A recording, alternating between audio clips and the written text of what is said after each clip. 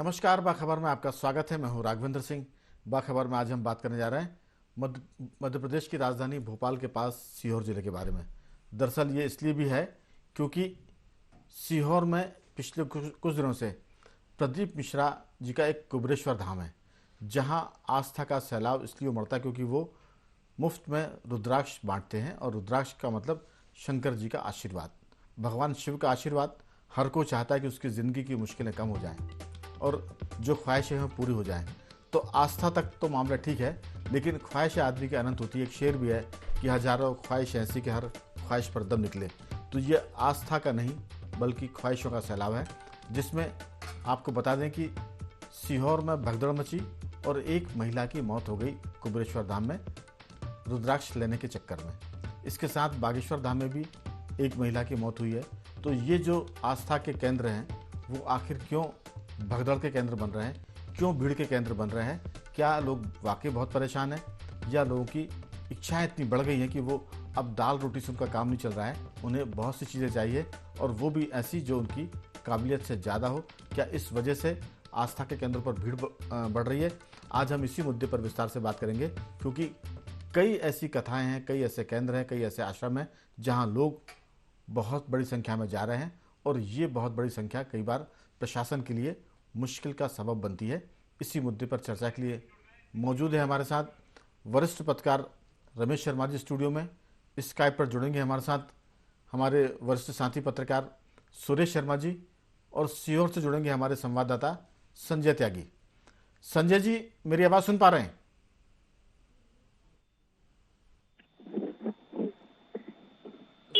संजय जी, मेरी आवाज़ सुन पा रहे हैं? जी बिल्कुल सुन रहा है। दरअसल सीहोर पिछले कुछ सालों से प्रदीप मिश्रा जी को लेकर पूरे देश में चर्चाओं का एक केंद्र बन गया है, और तब और ज़्यादा जब वहाँ रुद्राक्ष महाशिवरात्रि के पहले बंटना शुरू होते हैं। आपकी राय कि वहाँ ये जो भीड़ है लोगों की वो इतनी ज़्यादा क्यों बढ़ती जा रही है? हर साल उसका उसका जो पैमाना वो बढ़ रहा है, और प्रशासन क्या इस पूरी भीड़ के आने का आकलन नहीं कर पाता, अंदाज़ा नहीं लगा पाता है, इसलिए व्यवस्थाएं छिन्न भिन्न हो रही है और ये कमज़ोर व्यवस्थाएं लोगों की मौत का कारण बन रही है। और इंदौर जैसे हाईवे पर चक्के जाम की स्थिति है, कई लोग इंदौर नहीं जा पा रहे हैं, लोगों की फ़्लाइट भी मिस हो रही है जो भोपाल से जाकर इंदौर में पहुंचते हैं और वहां से फ्लाइट पकड़ के पूरे देश में जाते। आपकी राय, सीहोर में क्या माहौल है और क्या अव्यवस्था की स्थिति है? अगर हम बात करें तो कुबेरेश्वर धाम जो इंदौर भोपाल हाईवे के चितावलिया हेमा गांव में स्थित है और वो निर्माणाधीन है। अभी वहां पर निर्माण कार्य चल रहा है। अगर हम बात करें तो पिछले अगर एक महीने का ही एनालिसिस करें तो एक महीने में पंडित जी की जितनी भी कथाएं हुई हैं बुरहानपुर, महाराष्ट्र और भी जहां भी, इन कथाओं में पंडित जी द्वारा लोगों से, श्रद्धालुओं से, भक्तों से आह्वान किया जाता रहा है कि 16 से 22 फरवरी के बीच रुद्राक्ष महोत्सव कुबेरेश्वर धाम सीहोर में आयोजित होगा, जहां पर हर व्यक्ति को रुद्राक्ष का वितरण किया जाएगा और वो रुद्राक्ष बहुत सिद्ध होगा, अभिमंत्रित होगा। अगर परिवार के सभी लोगों को रुद्राक्ष चाहिए तो सभी लोगों को साथ आना होगा। इस तरह की बातें कथाओं में पंडित जी द्वारा कही जा रही हैं। इन बातों का ही असर हुआ जो लाखों की भीड़ यहाँ पहुंच गई और आज यहाँ इतनी अव्यवस्थाएं, जाम और श्रद्धालुओं को खाना पीना, बैठने की जगह तक यहाँ पर नहीं मिली। ये इस तरह की अव्यवस्थाएं आज यहाँ भारी रही। जी संजय, ये बताइए क्या जिला प्रशासन इसमें कुछ महत्वपूर्ण भूमिका निभा रहा है? क्योंकि पिछले बार भी इस तरह की अव्यवस्था हुई थी। आज मुख्यमंत्री शिवराज सिंह चौहान का वहाँ दौरा स्थगित करना पड़ा अव्यवस्थाओं के चलते। क्या प्रशासन इस पूरे मामले को ठीक से समझ नहीं पाया? उसके आकलन में कुछ कमी या त्रुटि रह गई? जी बिल्कुल, प्रशासन पिछले 15-20 दिनों से इस व्यवस्था को करने में लगा हुआ था। प्रशासन ने एक 2 डाइवर्ट मार्ग भी बनाए, एक 25 किलोमीटर घूम के एक मार्ग बनाया, एक और मार्ग बनाया। इस तरह की व्यवस्थाएं प्रशासन कर रहा था और आज भी प्रशासन काफी मशक्कत करता रहा, किंतु व्यवस्थाएं संभली नहीं। कुल मिला के पूरी व्यवस्थाएं उस तरह से मुस्तैद नहीं हो पाई। कुल मिलाकर संजय जी, प्रशासन इस पूरे मामले को समझने में और व्यवस्था बनाने में बुरी तरह सफल रहा, क्योंकि ये पहली साल का मामला नहीं, इसके पहले भी ये स्थितियां बनी थी। इस बार उनको इसकी व्यवस्था बेहतर करनी चाहिए थी। आपने हमें जानकारी दी संजय जी, आपका बहुत बहुत साधुवाद। तो मैं चर्चा में लौट रहा हूँ। रमेश शर्मा जी, हमारे साथ सुरेश शर्मा जी भी जुड़ गए। सुरेश जी, मैं आपके पास आऊँगा। पहले चर्चा की शुरुआत रमेश जी आपसे, कि ये जो सारा मामला है ये आस्था का है या फिर इच्छाओं का है? क्योंकि इच्छाएं इतनी ज़्यादा हुई आदमी की कि वो काबिलियत उसके पास अगर 100 रुपये की है तो वो 1000 रुपये की चीज़ें सुविधाएं चाहता है। उसी के चलते आदमी लालच में आता है, उसी के चलते आदमी भागता है कि मुझे कहाँ से कुछ सिद्धि मिल जाए, किसी की कृपा हो जाए तो मैं अपनी इच्छाओं को पूरा कर सकूं। ये जो अव्यवस्था है, सवाल कुबरेश्वर अकेले केंद्र का नहीं है। देश भर में जहाँ जहाँ इस तरह के आयोजन होते हैं वहाँ भीड़ का सैलाब आता है और कई बार ये प्रशासन के लिए और आम जनता के लिए मुश्किल का सबब बनता है। आपकी राय? देखिए, मोटे तौर पर मैं आपकी इस बात से सहमत हूँ। भारत में ये दोनों बातें हैं, आस्थाओं का अतिरेक भी है और इच्छाओं का अतिरेक भी है। इच्छा की पूर्ति के लिए व्यक्ति को कर्मशील होना चाहिए और कर्मशीलता के लिए भारत में 16 विद्याएं और 64 कलाओं का उन्होंने विकास किया था, ताकि यहाँ व्यक्ति जन्म से लेने के बाद कलाओं में और विद्याओं में निपुण हो और उसके आधार पर अपना व्यक्तित्व और राष्ट्र और समाज की समुन्नत करे। लेकिन संयोग से दुर्योग से अंग्रेजों ने उन 64 कलाओं पर और विद्याओं पर पानी फेरा और बाल श्रम कानून बना करके कोई सीख ना सके और सबको नौकर बनाने का जो षड्यंत्र किया, उसके कारण व्यक्ति की कर्मशीलता समाप्त हुई। और लेकिन इच्छाएं तो और ज़रूरतें तो कभी ख़त्म होती नहीं है, तो इसलिए वो अपनी इच्छा पूर्ति के लिए और ज़रूरत पूर्ति के लिए इस तरीके से आता है। एक बात। दूसरा, संत जी होंगे, संत जी के चरणों में प्रणाम, फिर भी लेकिन मेरा कहना यह है कि जो अभिमंत्रित किए जाते हैं, रुद्राक्ष अभिमंत्रित किए जाते हैं, उसकी एक विशेष प्रक्रिया होती है और इसमें लाखों की तादाद में इकट्ठे रख करके कोई रुद्राक्ष अभिमंत्रित नहीं होता। वो कहीं ना कहीं उसका एक सिस्टम होता है और सिस्टम होकर के अनुष्ठान होता है और फिर उस आधार पर वितरित किया जाता है और वो हमेशा गुरु से ही लिया जाता है।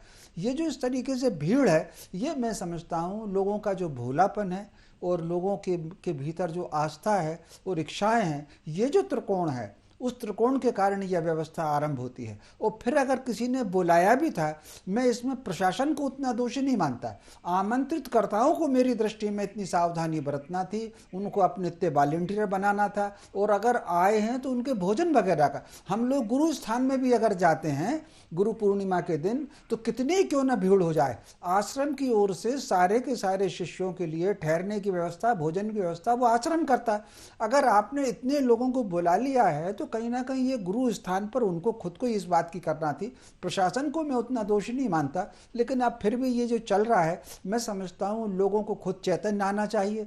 और जिस तरीके से एक आदर्श नागरिक और कर्मशील नागरिक, ऋग्वेद में ये अगर कहा, नवे मंडल में ये आया है कि हमको विश्व को आर्य बनाना है, तो विश्व आर्य कैसे बनेगा? जब नागरिक आदर्श होंगे। और नागरिक आदर्श कैसे होंगे? जो ज्ञान और कर्म के आधार पर अपना जिएंगे।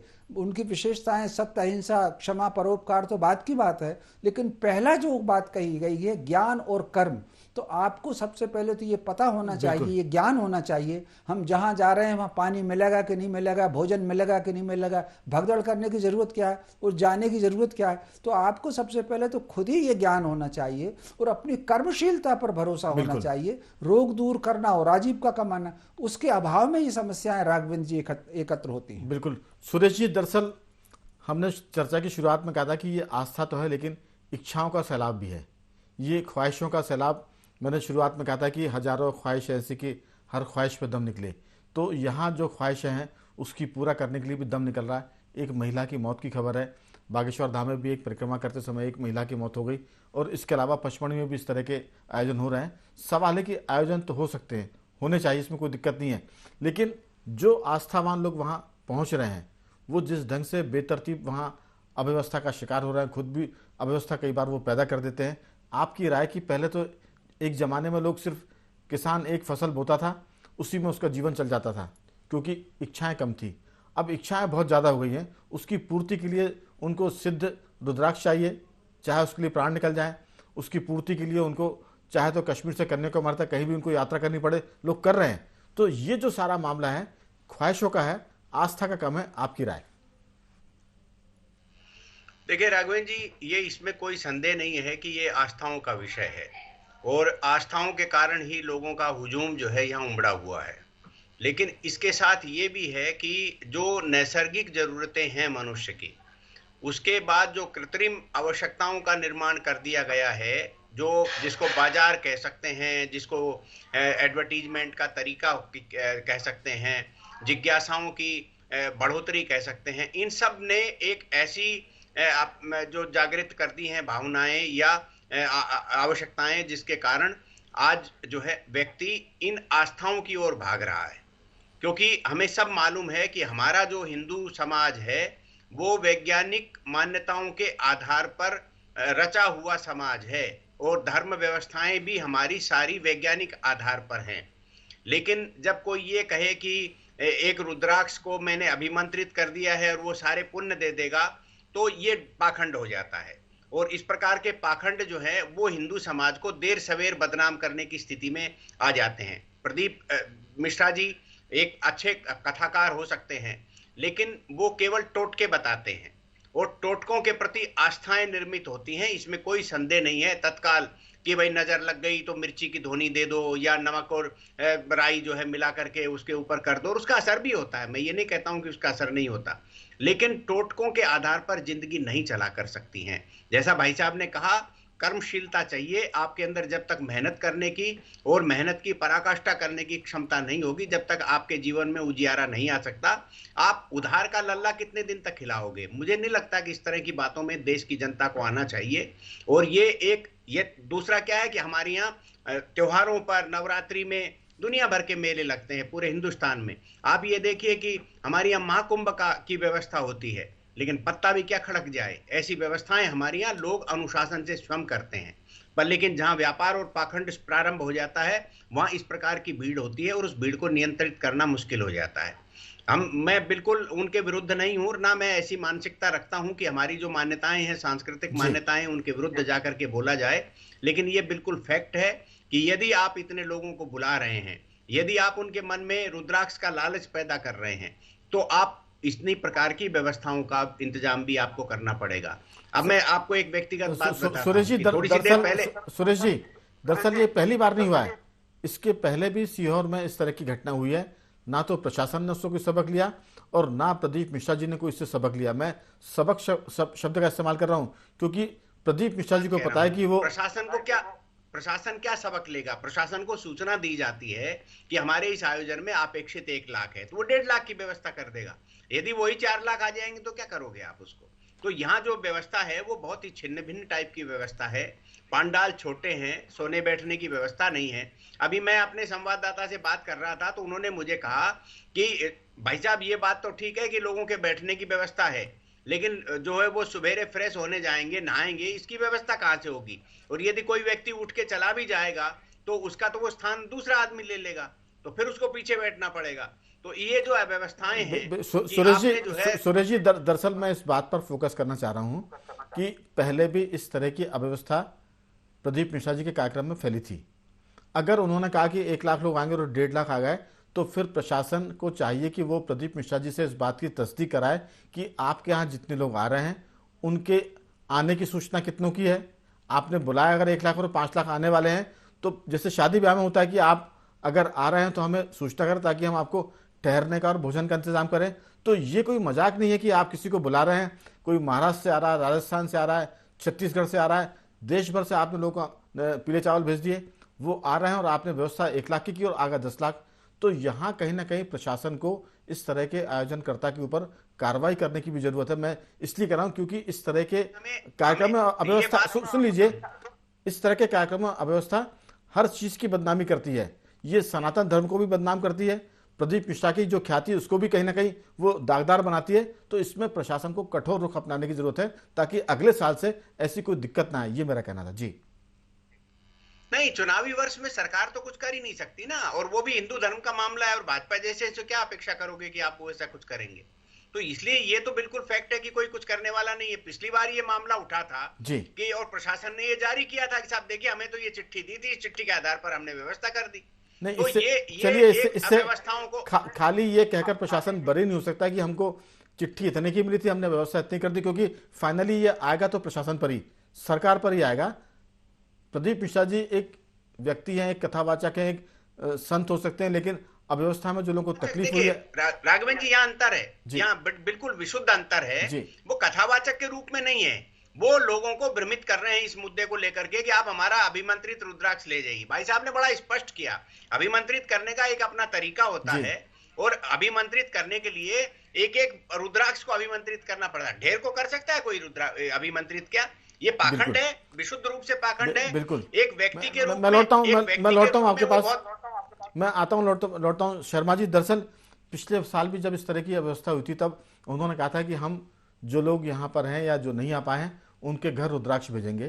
तो क्यों ना वो इस तरह की व्यवस्था पहले से ही करें कि हमारी व्यवस्था सिर्फ 1 लाख की है, 1 लाख लोगों को हमने यहाँ आने की अनुमति दी है, उनसे सहमति ली है। शेष लोग अपना एड्रेस हमें व्हाट्सअप कर दें, ईमेल कर दें, जो भी व्यवस्था होती है। अब तो टेक्नोलॉजी है, आप उनका एड्रेस ले लीजिए, उनको रुद्राक्ष भेज दीजिए, जो उनसे फीस लेनी, जो शुल्क लेना वो ले लीजिए। लेकिन आप एक रुद्राक्ष के लिए लोग पूरा देश भर नाप कर वहाँ पहुँच रहे हैं, हज़ारों रुपए खर्च कर रहे हैं, कई दिनों की यात्रा करते हैं। उसके बाद जब अव्यवस्था मिलती है, भोजन का इंतजाम नहीं है, सोने का इंतजाम नहीं है, सुबह शौच आदि का इंतजाम नहीं है, तो प्रशासन भी इसमें दिक्कत में आता है, आम जनता भी दिक्कत में आती है और धर्म भी इससे बदनाम होता है। आपके राघवेंद्र जी, विधायक का ये प्रस्ताव। सुरेश जी, मैं लौटता हूँ आपके पास, आ रहा हूँ जी।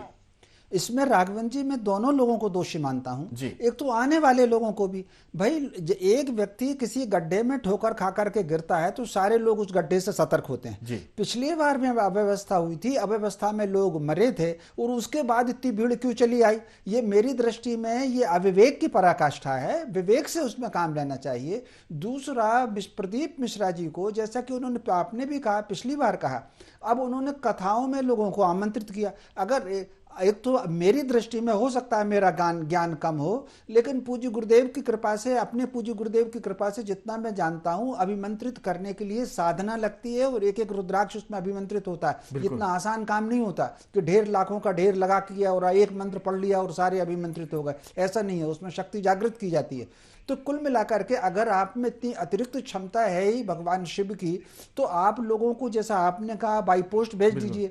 कथा में लोगों को आमंत्रित करने के बजाय उसमें आप बैगन भर के, ट्रक भर के ले जाइए और वहीं बांट दीजिए। लोगों को यहाँ तमाशा करने की, इकट्ठा करने की बिल्कुल आवश्यकता नहीं है। मैं इसमें दोनों लोगों को मेरी दृष्टि में दोषी हैं। जिन्होंने आमंत्रित किया वो भी दोषी हैं और जो बिना सोचे बेचारे यहाँ आ गए वो भी दोषी हैं। मुझे एक बात बताइए, खुद को अगर आप सनातनी, बस एक सेकंड के बाद खत्म कर रहा हूं, खुद को अगर आप सनातनी कहते हो, खुद को हिंदू कहते हो, खुद को आर्य कहते हो, तो जो गाइडलाइन है पूरी एक आदर्श नागरिक की, जो रामायण में है, जो गीता में है, जो वेद में है, वेद के 10वें स्कंद में, जिसकी पाणिनि के अष्टाध्यायी में संभवतः 3रे अध्याय में जो पूरी की पूरी व्याख्या है एक नागरिक के कर्तव्य क्या है, बिना मुंह उठाए और चल दिए निकम में, जैसे कर्मशीलता का अभाव है। बिल्कुल।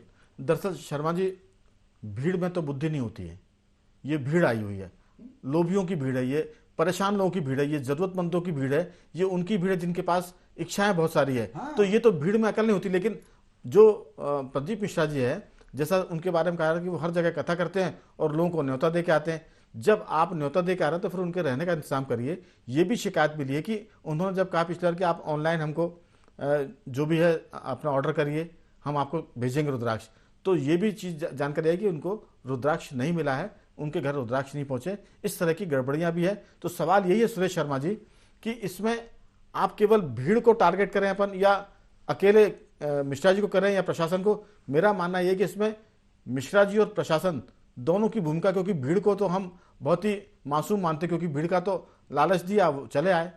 लेकिन अगर व्यवस्था प्रदीप मिश्रा जी नहीं कर पाए तो पहली गलती प्रदीप मिश्रा जी की है, दूसरी गलती इसकी प्रशासन की है कि वो मिश्रा जी को एक बार नहीं, दूसरी बार का ये मसला है। आपने पिछली बार से सबक लेते हुए इस पूरे आयोजन को ठीक से समझा क्यों नहीं, इंतजाम ठीक से क्यों नहीं किए, ये मेरा कहना था। सुरेश जी, देखिए, मेरी जानकारी के आधार पर क्षेत्रीय विधायक ने प्रदीप मिश्रा जी के सामने ये प्रस्ताव दिया है कि आप शहर में, सीहोर शहर में काउंटर लगवा दीजिए रुद्राक्ष के, तो आपके पांडाल में भीड़ कम होकर के शहर में ही रुद्राक्ष लोग लेकर के चले जाएंगे।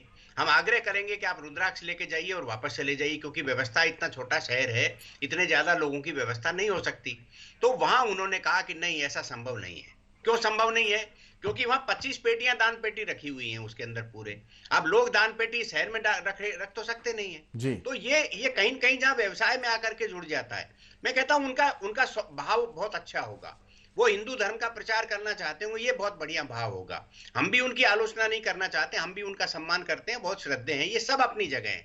लेकिन जो आज 7 लोग मर गए, उनकी चिंता कौन करेगा? आज मुझे मेरी जानकारी के आधार पर 2 तो प्रशासन ने बता दिए जी कि भाई एक महिला मर गई, एक बच्ची की डेथ हो गई, और 5 और हैं इस टाइप की डेथ हुई है। तो इसकी जिम्मेदारी कौन होगा? भाई रुद्राक्ष इतने ही शक्तिशाली थे वो, तो उन 5 लोगों को मरने से बचा लेते हो।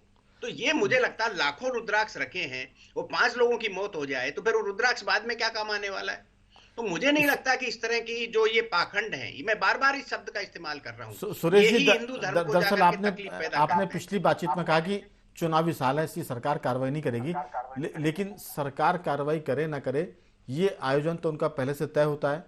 प्रशासन उनको पकड़ सकता है कि देखिए आपकी पिछले बार के कार्यक्रम में इतनी अव्यवस्था हुई थी, आप तो ये बता दें कि कितने लोगों के आने की सहमति आपको मिली है, जितने लोगों के आने की सहमति हुई है उतनी व्यवस्था करिए आप, और अगर भीड़ आएगी तो जिम्मेदारी आपकी होगी, क्योंकि राघवेंद्र जी, आप सहमति नहीं है, लोग तो भीड़ उमड़ के आ रही नहीं, है। आप तो पीले चावल देके जब आते हैं कथाओं में तो फिर लोग आएंगे ना, क्योंकि आपके पास कोई उसका फिगर नहीं है। आप तो चाहते हैं कि 10 लाख की भीड़, ताकि आपका प्रभाव बढ़े और आपको लोग देश भर में माने कि प्रदीप मिश्रा जी ऐसा काम कर रहे हैं। बढ़ना चाहिए, उनका प्रभाव बढ़ना चाहिए, उनके जो टोटके हैं वो सफल होंगे। हम तो कहते हैं वो टोटके सफल हों, लोगों की पीड़ाएं दूर हों, और उनके हाथ में भगवान जस दे, भगवान शिव उनको पर पूरी कृपा करे। ये सारी चीजें अपनी जगह हैं जी। और हम प्रदीप मिश्रा जी की योग्यता को भी प्रणाम करते हैं, लेकिन जो लोग मर रहे हैं उनकी चिंता कौन करेगा? बिल्कुल, मैं क्योंकि शर्मा हम ये तो नहीं कह सकते ना, हमारे कुंभ लगते हैं, कुंभ में कितने लोग मरते हैं? कोई नहीं मरता साहब, केवल गुम हुआ करते थे। पिछले जमाने में कुंभ में गुम हो गया, हम एक फिल्मों में डायलॉग देखते थे, पर गुम कोई नहीं होता। तो ये वहां तो एक व्यवस्था रहती है, ठीक है ना, अपने आप आदमी अपने विवेक से व्यवस्था करता है, लेकिन यहाँ तो अव्यवस्था पैदा की जा रही है। बिल्कुल शर्मा जी, दरअसल ये मैं रमेश शर्मा के पास आ रहा हूँ। रमेश शर्मा जी, ये अगर पहली साल की घटना होती तो लोग कहते कि ये इसका किसी को अंदाज अनुमान नहीं था, ये घटना दूसरे साल की है, और प्रदीप मिश्रा जी जिस तरह से उनकी प्रसिद्धि बढ़ रही है, जिस ढंग से वो कथाओं में लोगों को आमंत्रित करते हैं, जिस ढंग से वो रुद्राक्ष की महत्ता बताते हैं, हर कोई खिंचा चला आएगा। तो ये प्रदीप मिश्रा जी की ख्याति को तो बढ़ाने वाला है, लेकिन सीहोर के लोगों की दिक्कतें बढ़ाने वाला है, सीहोर प्रशासन की दिक्कतों को बढ़ाने वाला है, और सनातन धर्म की प्रतिष्ठा को कम करने वाला है। कहीं ना कहीं इस पूरे मामले में प्रदीप मिश्रा जी को भी जरूरत है सोचने की कि आप जिस धर्म के पंडाल पर बैठकर आप बातें कर रहे हैं, आपके कार्यक्रम उसी धर्म को क्षति पहुंचा रहे हैं, क्योंकि इससे लोगों का भला हो वो दिखता नहीं है, लेकिन मौतें हो रही है दिख रही है, अव्यवस्था हो रही है वो दिख रही है। आपकी इसमें अंतिम और संक्षिप्त टिप्पणी? नहीं, इसमें कोई शक नहीं राघवेंद्र जी, इस तरह की घटनाओं से सनातन धर्म इसमें बदनामी मिलती है, और जो सनातन धर्म विरोधी हैं, जो उपहास करते हैं, उनको और कहने के बहुत सारे अवसर मिलते हैं। पिछले बार की घटना के बाद खुद प्रदीप मिश्रा जी को इतना बड़ा इस तरह का आयोजन बिल्कुल नहीं करना चाहिए। जैसा कि आपने खुद कहा, उनको एड्रेस लेकर के बाई पोस्ट कर दें, और चूंकि वो खुद भी देश भर का प्रवास करते हैं तो साथ में लेकर के चले जाएं, भाई तो बांटे आए। यहाँ काय के लिए लोगों को आकर के बुलाते हैं और भीड़ करते हैं? हाँ, और अगर तुमने बुलाया तो तुम्हारे अंदर इतनी क्षमता होनी चाहिए कि लोगों को ठहरा सके और भोजन कर सके। पानी तक तो पिला नहीं पा रहे और लोगों को बुला लिया। तो मैं समझता हूं, अगर आप पानी नहीं पिला पा रहे हैं तो आपका वो अभिमंत्रित रुद्राक्ष का उसका प्रभाव क्या है? कहीं ना कहीं अगर अभिमंत्रित रुद्राक्ष होता, वो क्षेत्रकर होता, तो लोगों को इतनी अव्यवस्था हो सकती क्या? बेचारी एक महिला मर गई वहां पर। जैसा बता रहे हैं कि भाई हमारे यहाँ जब कुंभ होते हैं तो उसमें करोड़ों लोग आते हैं। हाँ, और उसमें पत्ता नहीं खड़कता। एक 5-10 लाख की अगर भीड़ को आप व्यवस्थित नहीं कर पा रहे हैं। ये मैं आपकी बात को रोक करके राघवेंद्र जी कहता हूं, जब कुंभ होता है वहां प्रत्येक धर्माचारी का अपना एक कैंप होता है और उनसे जुड़े हुए शिष्य वहां कुंभ में पहुंचते हैं। सारी व्यवस्था वो आश्रम की ओर से होती है। मैं उज्जैन के कुंभ में भी गया हूं, इलाहाबाद के कुंभ में भी गया हूं, अपने पूज्य गुरुदेव के आश्रम में ठहरते हैं, सारी भोजन की व्यवस्था होती है, कोई अव्यवस्था नहीं होती। अगर गुरु के नाते आपने लोगों को बुला लिया है, अपने शिष्यों को और अपने अनुयायियों को बुला लिया है, उनकी व्यवस्था तो आपको करना ही चाहिए। बिल्कुल। तो कुल मिलाकर ये आस्था नहीं, ख्वाहिशों की का सैलाब था, और इस ख्वाहिशों के सैलाब ने प्रदीप मिश्रा जी की प्रतिष्ठा को भी आंच पहुंचाई है, सनातन धर्म की प्रतिष्ठा को भी एक तरह से दागदार किया है, और जिला प्रशासन और सरकार की दिक्कतें भी बढ़ाई है। और जो लोग आए हैं इतनी दूर से वो तो परेशान है, उनका जीवन खतरे में है, और कुल मिला के पता नहीं उनको रुद्राक्ष मिलता कि नहीं मिलता, लेकिन मुसीबतें उनको लौटते में जरूर मिल रही है। तो उम्मीद करते हैं कि ये आस्था जो है वो आस्था बनी रहे और सैलाब में तब्दील ना हो। अगर सैलाब में तब्दील होती है तो उसकी पर्याप्त व्यवस्था की जाए, ताकि जिन्होंने उनको बुलाया है, चाहे वो संस्था हो, व्यक्ति हो, वो उसकी व्यवस्था करें। आगे से प्रशासन भी इसका ध्यान रखे कि इस तरह के आयोजनों में चाक चौबंद व्यवस्था हो, ताकि किसी को दिक्कतें ना हो। बखबर में आज सिर्फ इतना ही। दोनों मेहमानों को मैं धन्यवाद करूंगा। सुरेश जी, आपका बहुत बहुत साधुवाद। रमेश शर्मा जी, आपका भी बहुत बहुत धन्यवाद कि आपने चर्चा में हिस्सा लिया। कुल मिलाकर हमारा कहना यह है कि ख्वाहिशें हजारों होती हैं और उनका दम भी नहीं निकलता, ख्वाहिशें बढ़ती जाती है। तो ये आस्था आप नियंत्रित रखें और उसको ईश्वर के प्रति समर्पित करें, ऐसा ही सनातन में कहा जाता है। बाखबर में आज सिर्फ इतना ही। कल किसी और मुद्दे पर बात करेंगे, तब तक बने रहिए हमारे साथ और देखते रहिए IND24।